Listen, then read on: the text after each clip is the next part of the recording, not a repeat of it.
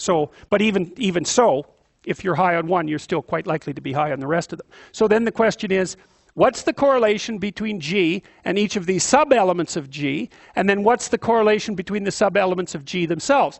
So if this was plasticity, and we were looking at openness and extroversion, the correlation here would be about I think it's about 0.5, something like that. And the correlation between openness and extroversion would be about 0.3, quite a bit of difference. But with this, there's G, there's the sub-elements, there's the correlation coefficients, 0.9, almost 0.95. What is that, 6 or 8? 8, 0.8, 0.6, 0.8, 0.8, 0.9 pretty much, 0.9 pretty much. Well, you can fractionate it the best you possibly can. It doesn't matter. It's one thing. It's one thing. And it looks like it's the ability to abstractly represent and then to manipulate the abstractions. I said with working memory, you know, you can get it that simply. How many digits can you keep in your head simultaneously without dropping one? That's it. God. It's unbelievable. It's pretty straightforward. And then it's this viciously powerful predictor of long-term life success, probably a prediction of around 0.5. Now, psychologists hate this. They won't admit that it exists. And I think it's because there's something about intelligence that rubs against our intrinsic egalitarianism, right? There's two things that do it. First, let's say you're successful. You like to think, I'm successful, you know, and you like to attribute it to your own doing. And fair enough, you know, I'm not saying that there isn't an element of it that's your own doing, whatever that means.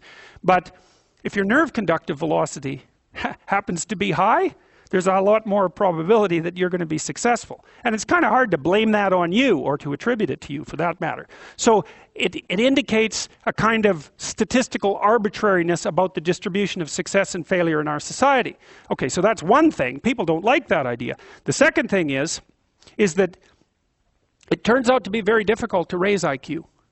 Now, it's tricky because it looks like you can raise IQ across whole populations because at least fluid intelligence looks like it's been rising quite substantially over the last 100 years.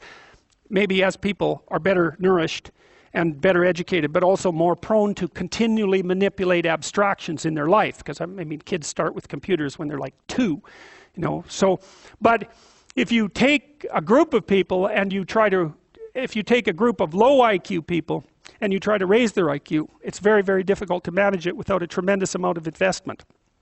That doesn't necessarily mean the investment isn't worthwhile, but it does mean that it's very difficult.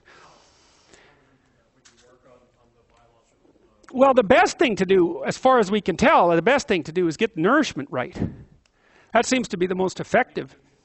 Yeah. So part of the reason that population IQs have been increasing over the last 100 years is because there's just no one left who's seriously enough malnourished so that it's going to profoundly impact their intellectual capabilities.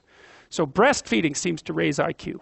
So it's 2 points, 3 points with every year of breastfeeding. It's something like that. So and that's actually quite a lot. 2 or 3 points actually makes a difference, as it turns out. So, okay, so.